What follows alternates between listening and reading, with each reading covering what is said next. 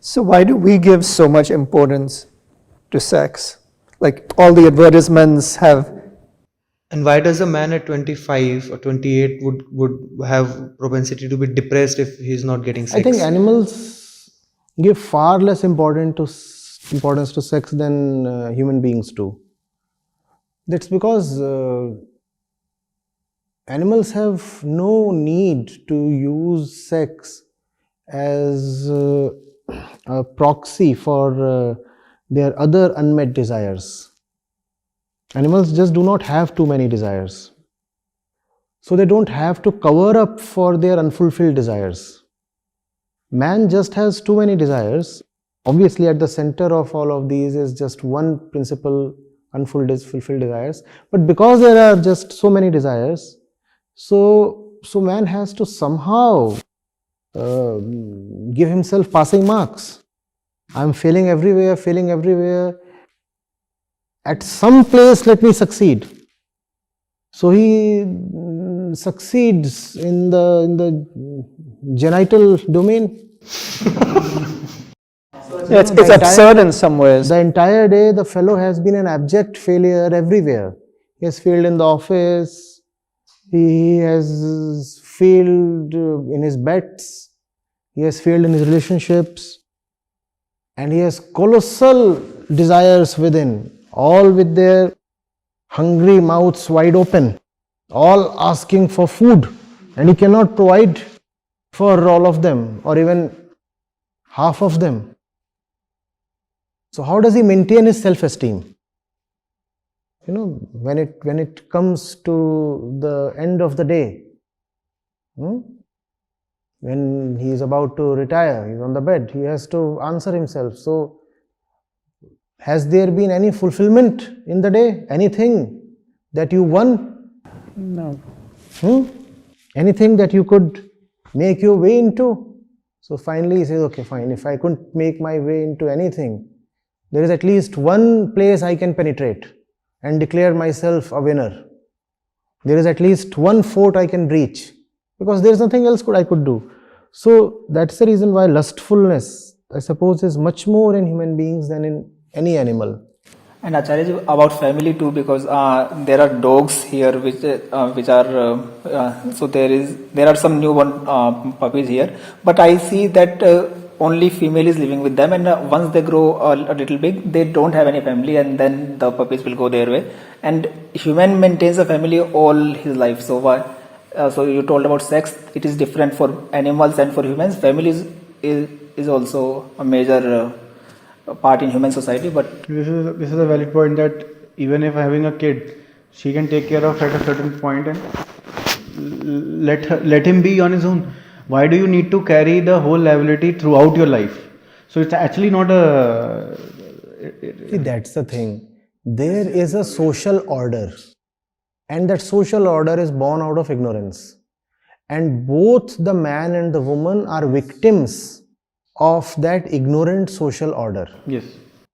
Anything born out of ignorance, first of all, will just not be good for anybody. These two things have to be seen concurrently. One, the kind of belief system we are living in is coming out of spiritual ignorance, therefore it just cannot be good or auspicious. Secondly, if it is not good, it is not good for everybody and anybody. Something that's poisonous cannot be medicine to one of the genders. So we all are fellow sufferers. It's just that people suffer in their own particular personal ways. Acharya, I have a question then. Then our stats on the YouTube channel particularly show that the gender participation, when it comes to the viewership, it's highly skewed in the men's favor.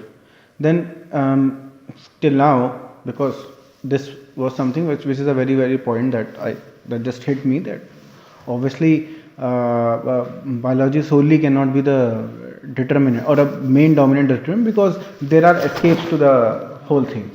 If a child is grown, you're free to ascend. Then why is it that women choose, like less number of women choose accession? Just going by the viewership. normal human tendency to seek cheap validation and self-respect, right?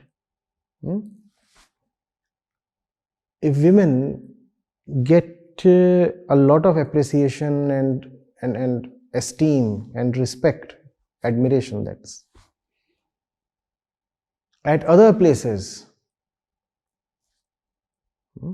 let's say places where they can just post their glamorous pics and get appreciated for that, why would they come to our channel? Why? And remember, it's the men who are giving them that appreciation. So if you have fewer women on your channel, is it only the women that are responsible? The man too is equally The responsible. women have been lured away to places where the men want them to be. The men want them to be at places where they fulfill men's appetite. A totally ignorant girl, she just knows nothing. She understands nothing, she sees nothing, she hears nothing. She is just nothing when it comes to the consciousness. She starts posting her semi-nude pics and starts getting 1 million likes and 1 million followers. Why will she now come to Acharya Prashant's channel? Why will she come? And who gave her all those likes and adulation? Was it the women who came to follow and like her? The men. So we do not know who is to be blamed. We do not know. And it's difficult for anybody to give up all that admiration and come to a place where you would be thoroughly disrobed and even scolded. There you are being admired and valued for your physical features. And here you come and you are being told that your physicality is a myth, is false. The body is not who you are. And there the body is yielding you so much respect and everything possible. Why do you want to come here? Nobody. That's the reason why women won't come this side. But again, please understand, if the men keep the women on that side and do not allow them to come to the wisdom side, it's not merely the woman who would suffer. Because say what you may, but given your physical constitution, you too would be drawn towards women. And if you have corrupted the bulk of the women, what kind of women are you going to get for yourself? And then think of the suffering. So it's in some sense, when you have a rotten woman in your life, it's the collective sins of the entire male community, rather the entire society, that's come back to avenge itself on you. As they say, the chicken have come home to roost. That's what you have been doing through the centuries. Now the consequences of your actions are in front of you in the shape of your girlfriend. She is not your girlfriend. She is Karmphal. This is the collective vengeance of all the wronged ones. Right? And being a member of the men's club, you are then obliged to bear the consequences of what all the men and even all the women have done in the past. But I have a question. The question is that I totally agree with the fact that they are being allured and they have been given a lot of things. But men alone have given. But my question comes from the fact that both have the desire of peace and truth and liberty. Certainly, the position might be alluring, but after a while, aren't the women just seeing it through? As in, No, there is a problem. the truth is respectable. I want truth, but the truth is formless. So I have to spot truth, locate truth, determine truth through its characteristics. One of the characteristics of the truth is that it is respectable. Now the truth is respectable and I want truth. So it's easy for me to confuse respectability with truth. So wherever I get respect, I'll be at that place assuming that this place is true. Do you get the Game of appended mind. logic? Yes. See, all of you are saying good things about me. I'm a woman. All that you like about me is just my body, as is usually the case. But all of you are saying great things about me. And none of you are honest, or mind you, direct enough to tell me that all you are gaping at is my breasts. Right? We say women are not direct enough. How many men are direct enough to tell the woman that my entire consciousness is right now focused on your cleavage? We don't do that, right? Definitely. So I'm a woman and all of you are admiring me and respecting me and doing all these things to me. How do I know that this is not the truth? How do I know? Please tell me. You know because you are the plotter. You know because the conspiracy has been hatched in your mind. How do I know? Secondly, when you get something that's sweet and likable, then you don't even want to know. You know, it's so nice. My boyfriend, my husband, or all these suitors around me, they come and they all say only nice things about me. Only nice things about me. So how do I know this is not true? So even though all conscious beings have an urge for the truth, but the truth, remember, is nameless and formless, not easy to situate, not easy to ascertain where it is. So how do we then try to locate the truth? Using its characteristics. And those characteristics are where we lose the game. But it is the same for man. If a man is having a high paid job, That's and exactly the point, son. It's the same for men. then why is that women are less on the channel and men are more, when in the same situation they are subjected to the It same merely situation? means that even if there are more men on the channel, it's not going to help them till the point there is an equal proportion. It does not mean that more men are going to get liberated, 85% men will get liberated and only 15% women will benefit. It merely means that even those 85% are not going to benefit. Because they do not just have Acharyaji's literature in their lives, they also have Obviously. those men in their lives, those women on their lives. Obviously. And even the ones who are there, they are not there for liberation. Most of them can even be Many there of them are there because the woman didn't go to them. exactly. Yes. So they are there to just, lick their wounds. Yes. It's just that, I end up inflicting deeper wounds.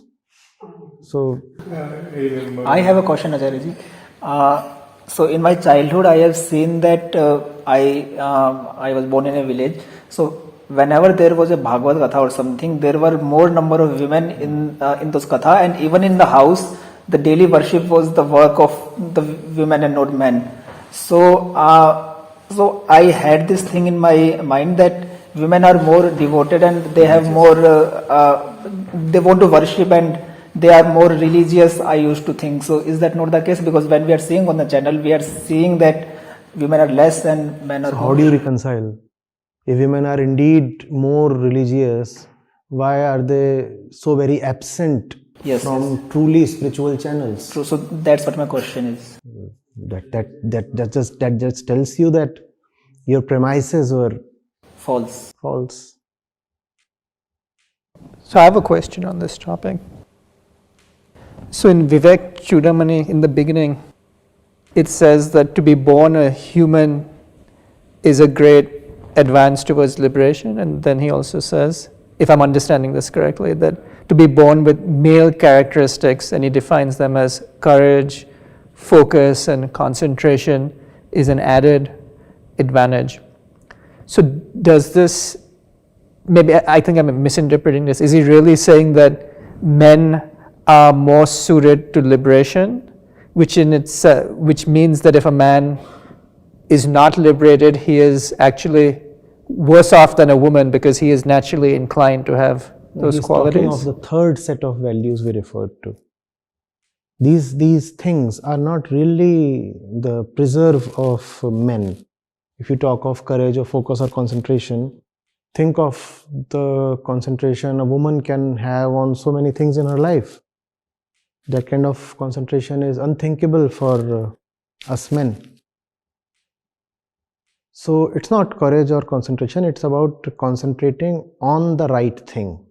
It's about courage to let go. And that's not really a man thing. Those three sets we talked of, it's a third set. It's a third set. So that's why probably the word male characteristics has been used. Those male characteristics, I repeat, are not the preserve of males. Those characteristics can be found or can be developed in women as well. Though the route will probably be different, the approach has to be customized. Currently, this trend is going on where, like, mostly the liberal thing, where they say that the women are victims, and like the man is something they have suppressed them in the workplace and also all such stuff. So, is it the active effort to avoid the third set of Exactly. Exactly. because they don't want to say okay. I don't want to ascend. I would rather swap places with the men. I would say historically man has had the upper hand.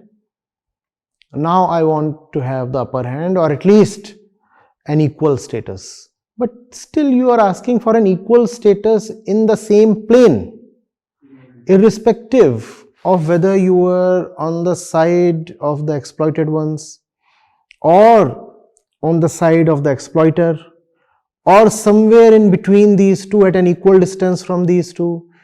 What remains constant is the plane you have been living on, and that plane is the normal dualistic plane. You are not rising. So this won't help. In fact, you put it very nicely, this might just be an internal conspiracy against the real thing that needs to be done.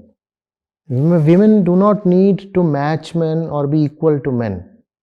Men are themselves in a very horrible place. Why do you want to take their sicknesses upon yourself? You would fully well agree that the lives of men are hardly the kind of stuff that any human being should aspire for. I don't know what a woman would get by placing herself equal to men. Maybe from the other side of the fence, the grass or whatever appears greener and longer here, but So Acharya, we are talking about the third set of qualities. So can we also discuss about what Yes. these What is that what this third set is, and how a woman can come to this third set, and how a man can come to sadhan this third. chatushtaya. Tell me. Now that's the reason why both men and women are in bondage. You remember so much, but you don't remember Sadhan this chatushtaya. third set. Shamdam Titisha Uprati. नहीं वो तो That's षड Shad षड Sampat. Sampat है. Vairagya, Vivek, Shad Sampat, Mumuksha. That's sadhan chatushtaya. That's broadly the values I am referring to. You must value detachment. You must value discretion. You must value sham, dam, uparati, titiksha, etc. And you must have a strong desire towards the truth or liberation from bondages. You must have a strong aversion to any kind of falsenesses. I just don't dislike being enslaved. That's what you should value. Not your body as a woman, not your attitude as a man. Both these sets of values are very, very false. And both these sets feed upon each other. One set exists on the back of the other one. Because the woman is tender, therefore the man has to be harder. And that's how the two go together. The tender woman and the hard looking man.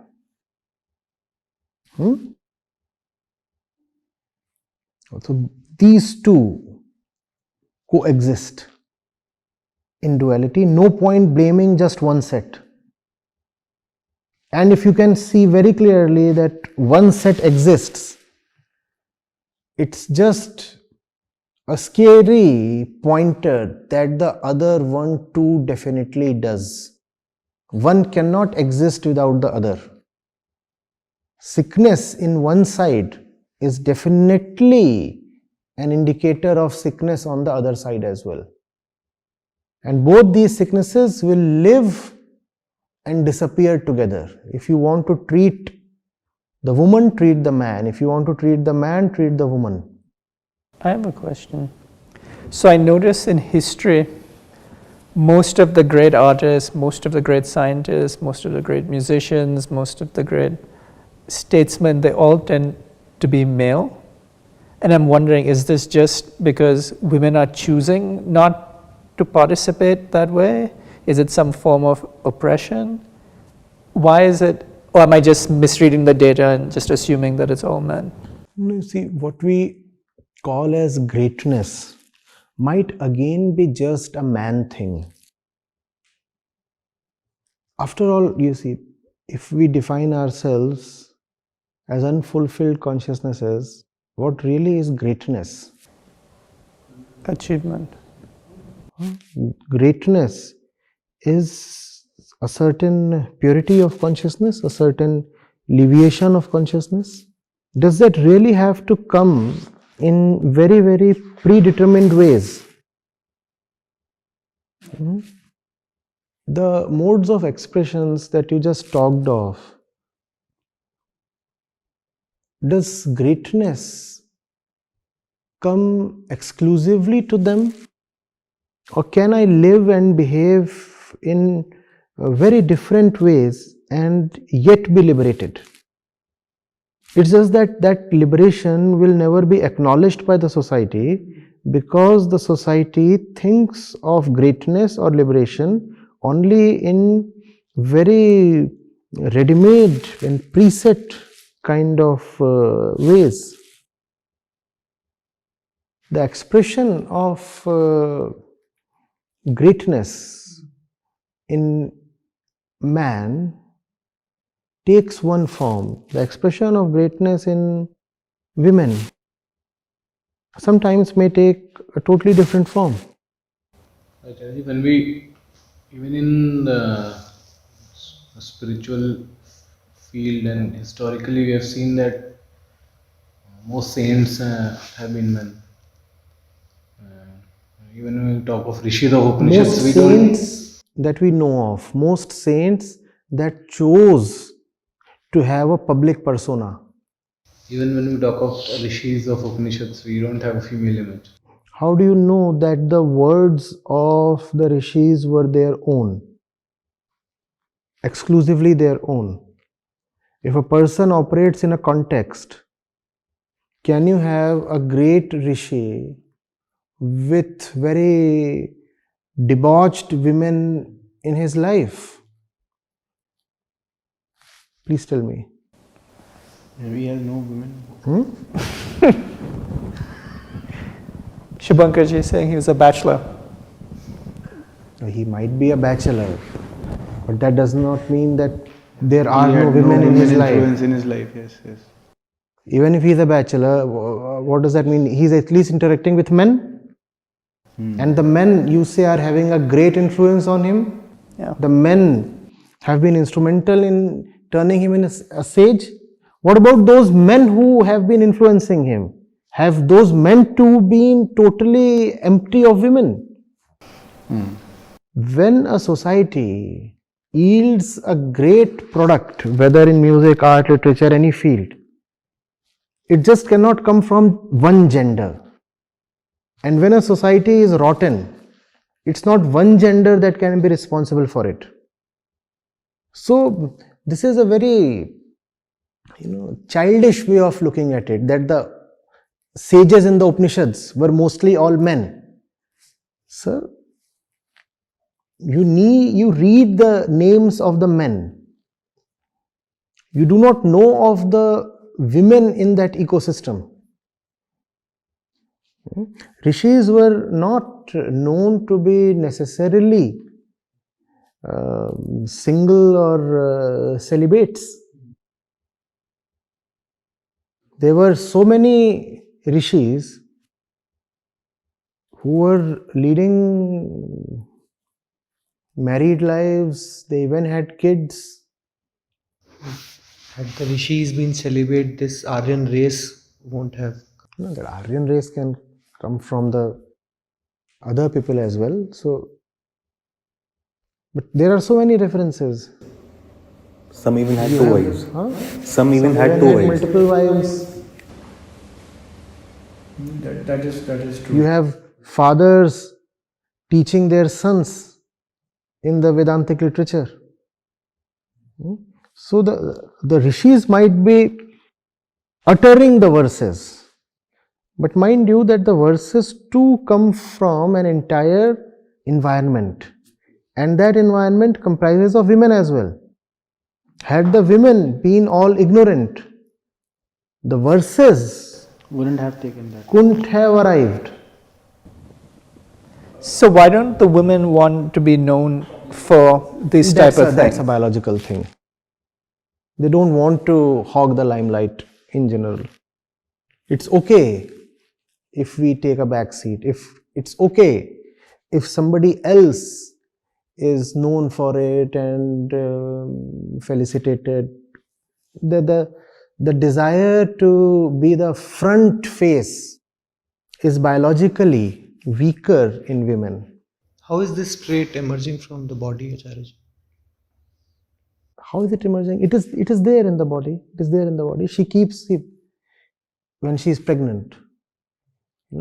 She keeps the demands of the baby ahead of her own needs. Doesn't she feel resentful doing this? She is biologically trained to do that. When in biology, there is hardly free will available to resent or support. Even little girls, if you see, there is a little girl, there is a boy, and they fight over an apple. Even if she is being brought up in a perfectly liberated environment, the girl is more likely to just yield the apple to her brother. The desire to be very grossly and visibly victorious is not so much there in the woman. The reason being her physicality itself, obviously. She cannot win the war always in gross and physical terms. She is weaker. So her victories happen on another plane. Her victories happen on the emotional plane. Her stuff is more nuanced. So is this why I feel like I can never win a discussion or an argument with a woman, because she's more skilled at the emotional? You can win a discussion against a woman, but she will win against you in some other plane. So physically you are stronger. If there is a tussle, arm wrestling or something, obviously you will win. But when it will come to the emotional thing, that's where she is more skilled. She will just outwit you and you won't even know you have been beaten. Yeah, that's happened to me many times. And I guess even though I've had these frustrating experiences, the moment I see an attractive woman, it's like this whole lifetime of frustration just disappears and I'm just locked into her. Agreed. Totally. The thing is, none of these traits are going to take us far. The woman's tricks, the man's compulsiveness, neither of this works. All of this is just animalistic, all of this is biological.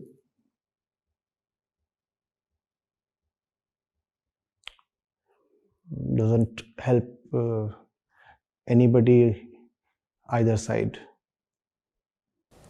So if it's animalistic, is it always going to happen throughout my life?